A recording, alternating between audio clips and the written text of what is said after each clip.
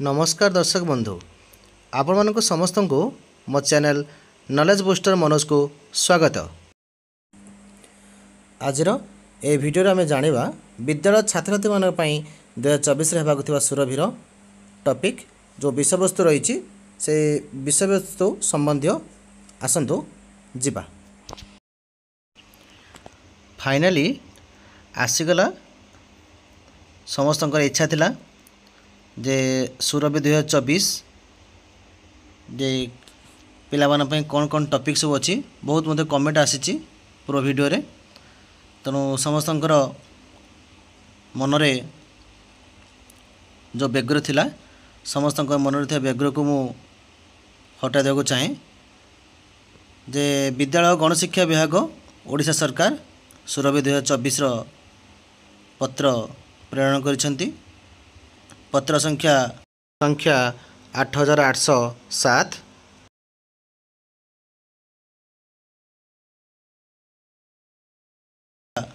8806 तारीख 13/9/2024 शालिनी पंडित समस्त जिलापाल तथा शासन सचिव शिक्षा विद्यालय गणशिक्षा विभाग ओडिशा सरकार। विषय कौन देखा आर सुरभिर विषय अच्छी शिशु महोत्सव सुरभि 2024 कार्यक्रम आयोजन संबंधी।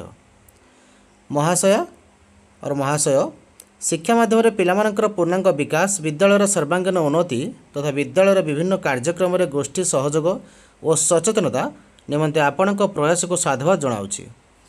चलित वर्ष विद्यालय गणशिक्षा विभाग तरफ त्रिदिवसीय राज्यस्तरीय शिशु महोत्सव सुरभि 2024 कार्यक्रम ता 12/11/2024 ठारू 14/11/2024 तारीख पर्यंत कैपिटल हाईस्कूल यूनिट 3 भुवनेश्वर परिसर आयोजित हम।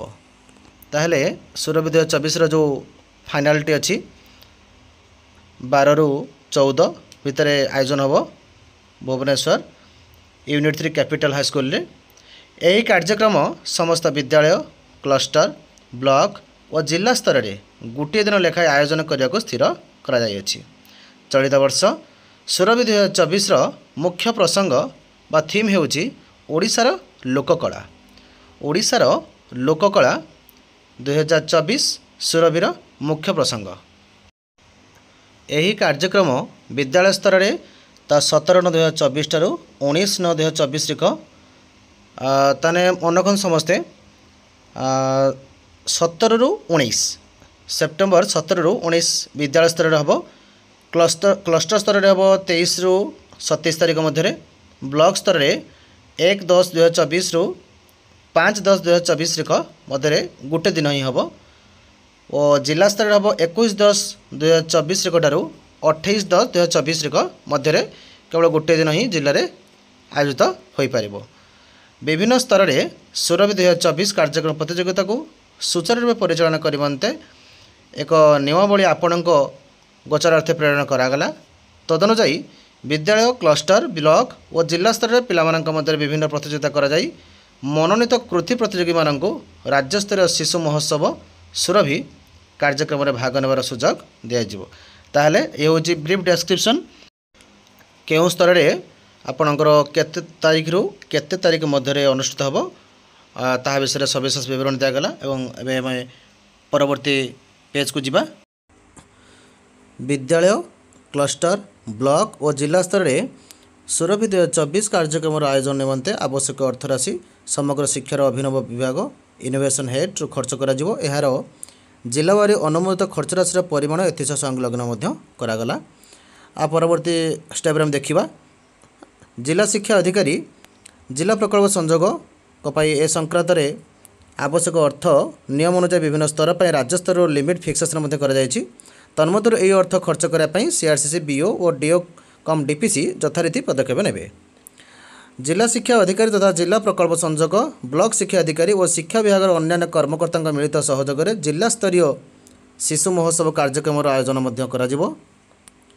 प्रतियोगिता बारी मनोनीत कृति छात्र छात्री किंबा प्रतियोगी नाम बयस दल विद्यालय और जिलार नाम अंशग्रहण करे छात्र छात्री और सहयोग शिक्षक किंबा शिक्षयित्री मानकर नाम राज्य प्रकल्प निर्देशक उत्सव और निर्देशक राज्य शिक्षक शिक्षा निर्देशालय ଶିକ୍ଷା ଗବେଷଣା ଓ ପ୍ରଶିକ୍ଷଣ ପରିଷଦକୁ ତା 1/11/2024 ସୁଦ୍ଧା ଜଣାଇବେ। ଜିଲ୍ଲାର ସମସ୍ତ ବିଦ୍ୟାଳୟରେ ତା 11/11/2024 ତାରିଖରେ ଜାତୀୟ ଶିକ୍ଷା ଦିବସ ଓ ତା 14/11/2024 ତାରିଖରେ ଶିଶୁ ଦିବସ ବିଦ୍ୟାଳୟ ପରିଚାଳନା କିମ୍ବା ବିଦ୍ୟାଳୟ ପରିଚାଳନା ଉନ୍ନୟନ କମିଟିର ସଭ୍ୟ ଓ ଅଭିଭାବକମାନଙ୍କର ସହଯୋଗରେ ପାଳନ ମଧ୍ୟ କରାଯିବ। ଏ ସମ୍ବନ୍ଧୀୟ ବିନିଯୋଗ ପ୍ରମାଣପତ୍ର 30 ନଭେମ୍ବର 2024 ସୁଦ୍ଧା ନିର୍ଦ୍ଧାରିତ ନୀତି ନିୟମ ଅନୁଯାୟୀ ପ୍ରଦାନ କରିବେ। ସୁରଭି 2024 କାର୍ଯ୍ୟକ୍ରମ ସଫଳ ରୂପାୟନ ନିମିତ୍ତ ଆପଣଙ୍କ ସହଯୋଗ କାମନା କରୁଛି। ତାହେଲେ ଏ ଥିଲା ସବିଶେଷ ବିବରଣୀ। ଏବେ ଦେଖିବା ପରବର୍ତ୍ତୀ ଷ୍ଟେପ୍ କ'ଣ ଅଛି। ଜ୍ଞାପକ ସଂଖ୍ୟା 8807 ତାରିଖ 13/9/2024।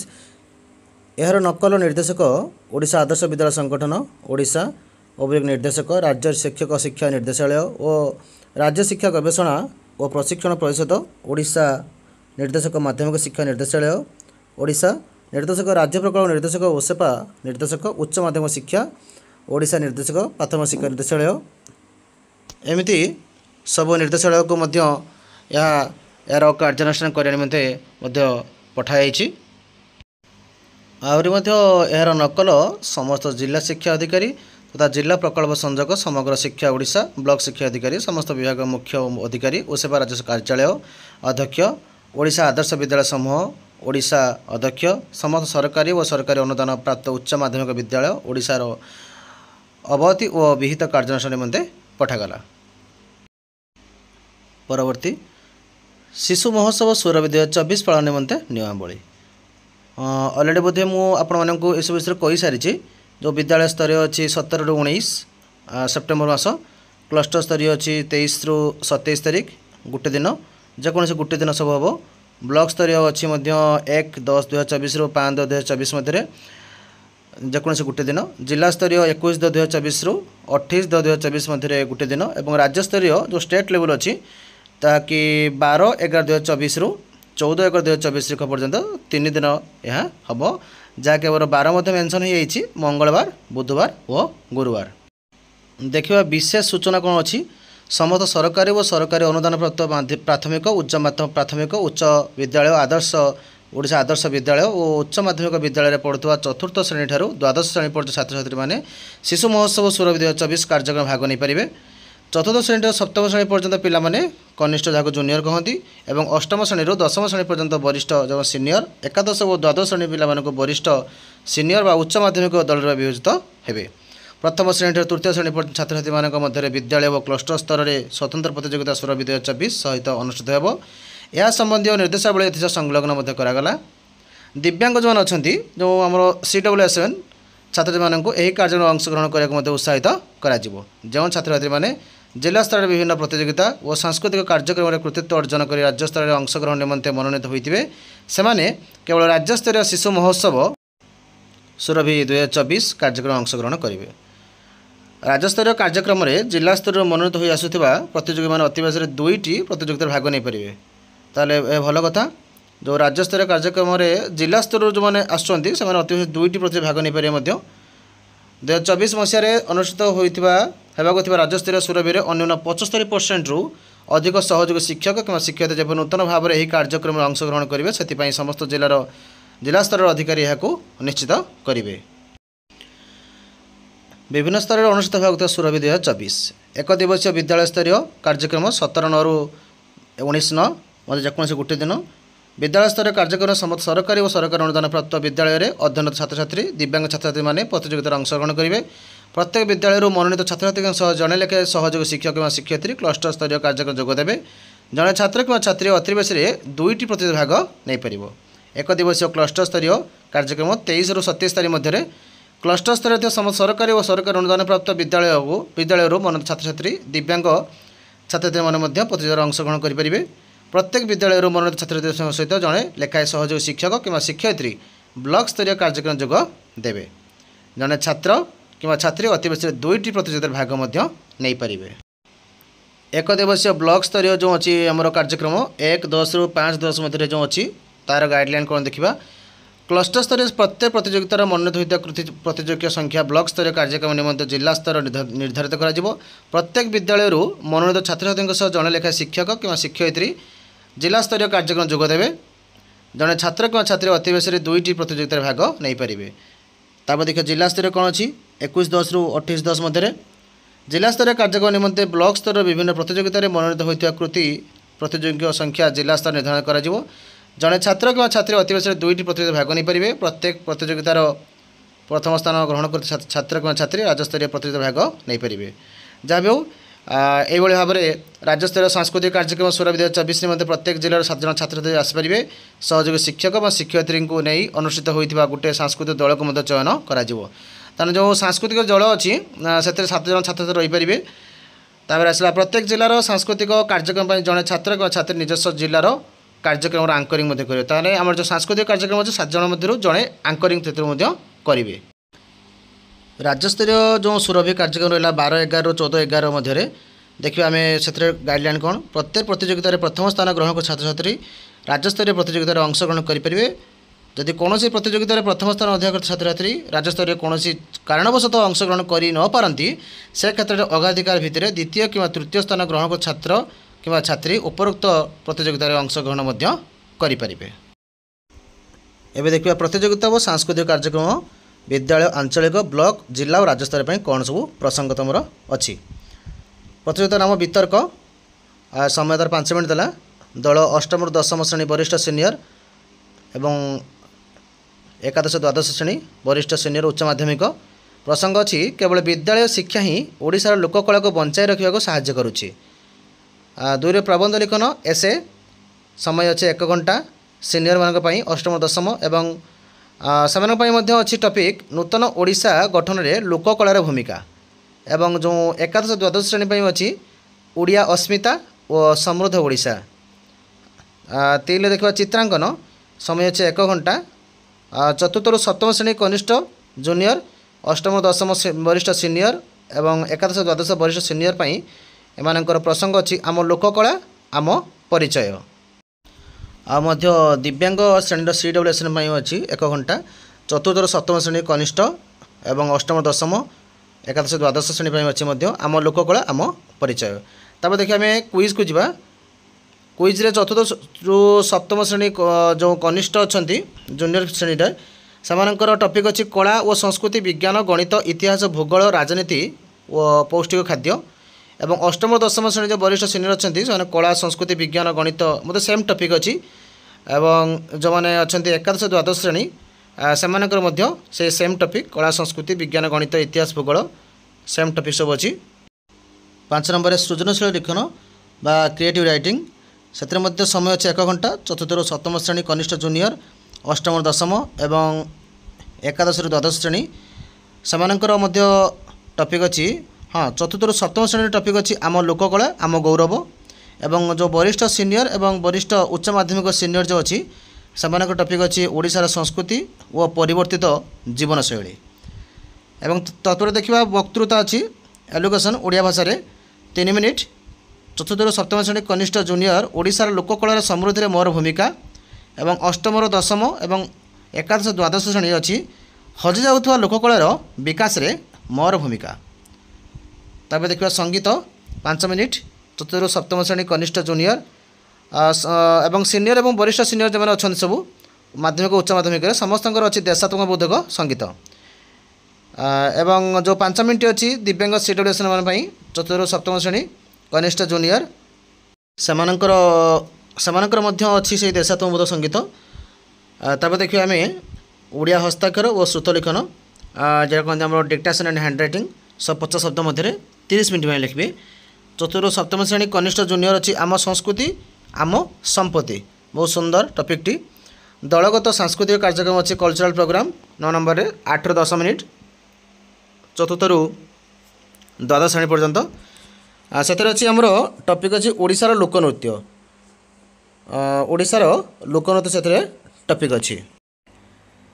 तापर देखिए आम PM पोषण चित्रकला अच्छी से 1 घंटा 1 जन छात्र छात्री 4 ରୁ 8ମ श्रेणी शिक्षा रे PM पोषण प्राधान्य जोटा कहते हैं मध्याह्न भोजन एवं जो PM पोषण शिल्पकला से 1 घंटा 4 ରୁ 8ମ श्रेणी 1 छात्र छात्री आसवे PM पोषण से टॉपिक अच्छी विद्यालय में मध्याह्न भोजन विद्यालय जो आमर अच्छी पुष्टि बगीचा विद्यालय उपयुक्त रंधनशाला जेकोसी गोटे विषय शिल्पकला 2x2 फीट साइज पेपर रे से चित्रांकन करें।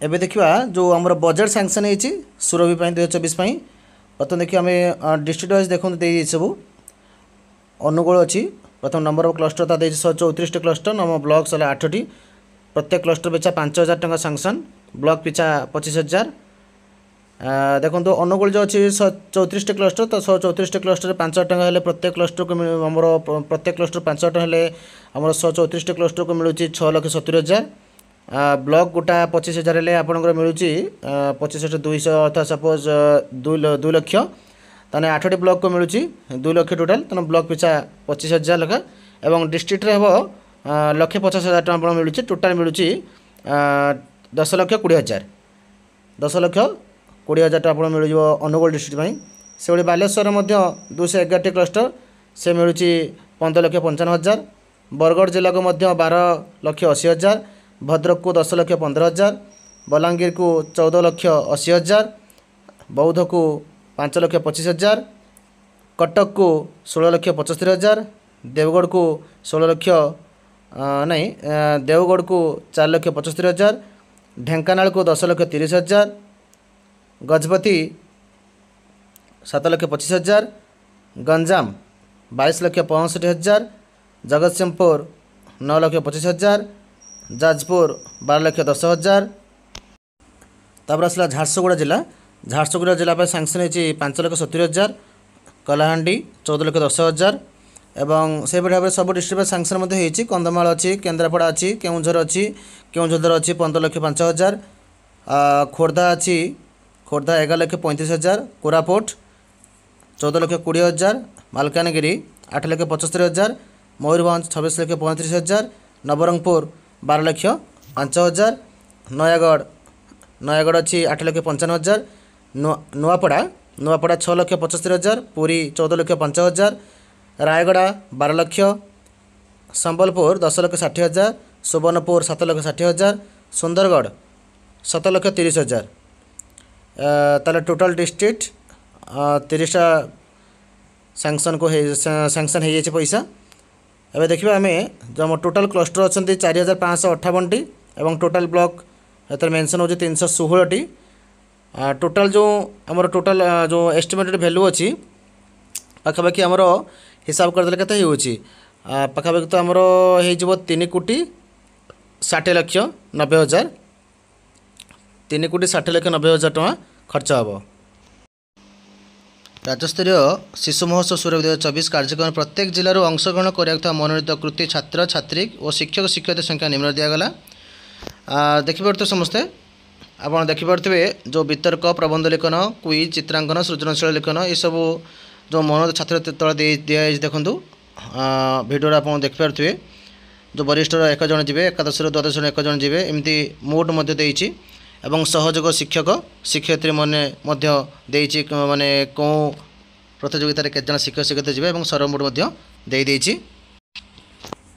सेमती संगीत अच्छी ओडिया हस्ताक्षर सूतलेखन संगीत दिव्यांग पिला जो CWSN चित्रांकन दिव्यांग पिला सांस्कृतिक कार्यक्रम PM पोषण कार्यक्रम केते जन केमिति कौन जीवे और सांस्कृतिक कार्यक्रम जो अच्छी 6 जन प्लस 1 जन जो आंकरिंग 7 जन टोटाल छात्र कि छात्री मिसाई तेना ये भाव में से आम जो प्रतियोगिता भाग ने एत व्यतीत कस्तूरबा गांधी बालिका विद्यालय ऋतुकालीन छात्रावास और नेताजी सुभाष चंद्र बोस आवासिक छात्रावास सुरभि 2024 जिलावारी अंशग्रहण कर छात्र कि छात्री सहज शिक्षक शिक्षक संख्या संलग्न करागला।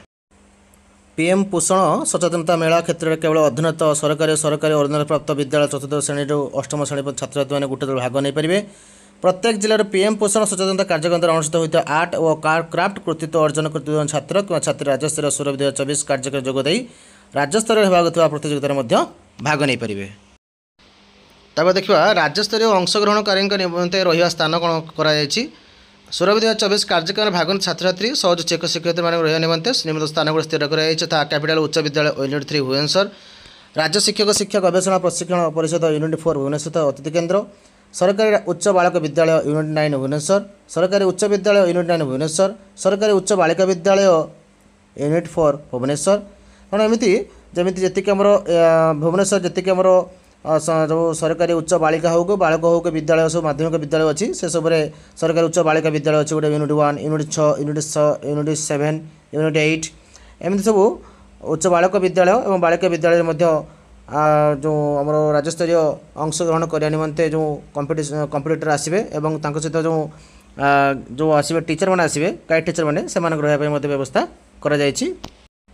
ଆଉ ମଧ୍ୟ ଅନ୍ୟାନ୍ୟ ବିଷୟରେ ଅଛି ଜିଲ୍ଲା ସ୍ତରୀୟ ମନୋନୀତ ସୁରଭି ପ୍ରତିଯୋଗୀ ଓ ସହଯୋଗୀ ଶିକ୍ଷକ ଶିକ୍ଷୟିତ୍ରୀ ରାଜ୍ୟସ୍ତରୀୟ କାର୍ଯ୍ୟକ୍ରମ ତଥା 12/11/2024 14/11/2024 ପର୍ଯ୍ୟନ୍ତ ଯୋଗଦାନ କରିବେ।